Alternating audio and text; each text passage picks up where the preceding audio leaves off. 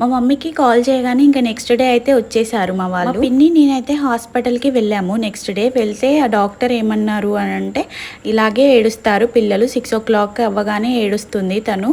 ఇలాగ కొన్ని రోజుల వరకు అలాగే ఏడుస్తూనే ఉంటుంది. మీరు తప్పదు ఇంకా భరించాలి. లేదంటే బైక్ పైన అలా ఇలా అయినా తిప్పాలి. ఆ 1 అవర్ అయితే ఖచ్చితంగా ఏడుస్తారు. డైలీ ఏడుస్తారు అని చెప్పారు. ఏంటసలు ఇలా కూడా ఉంటుందా అని చెప్పి మేమైతే షాక్ అయ్యాము. అసలు ఎందుకు ఇలా అవుతుంది అని చెప్పి వేరే హాస్పిటల్‌కైనా వెళ్దామని చెప్పి మళ్ళీ వేరే హాస్పిటల్‌కి మా మమ్మీ వచ్చిన తర్వాత నేను మా మమ్మీ కలిసి వెళ్ళాము. వెళ్తే వాళ్ళైతే స్టమక్‌కి స్కానింగ్ రాశారు. స్కానింగ్‌లో కూడా ఏమీ లేదు. అందులో కూడా ఇంకా సిరప్స్ రాసిన తర్వాత అవి కూడా తీసుకొచ్చుకున్నాము.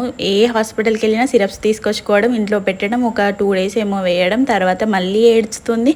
మళ్ళీ హాస్పిటల్‌కి వెళ్ళడం, మళ్ళీ తీసుకొచ్చుకోవడం అలాగే జరుగుతుంది. ఒక 1 మంత్ అయితే అలాగే చుక్కలు కనబడ్డాయి నాకు, మా మమ్మీకైతే. ఏ అర్ధరాత్రి ఏడుస్తుందో తెలీదు. అసలు భయంతో ఉండేవాళ్ళం మేమైతే. ఏ నైట్ ఏడిస్తే ఆ నైటే హాస్పిటల్‌కి పరిగెడుతూ ఉండేవాళ్ళం. నైటీల మీద కూడా పరిగెత్తిన రోజులున్నాయి నిజంగా. ఎక్కడికెళ్ళినా కూడా వాళ్ళు ఏమైందంటే అసలు ఏం చెప్పరు. స్టమక్ పెయిన్ వస్తుందేమో అని చెప్పి సిరప్స్ రాయడం. సిరప్స్ వేస్తే అసలు తగ్గకపోయేది.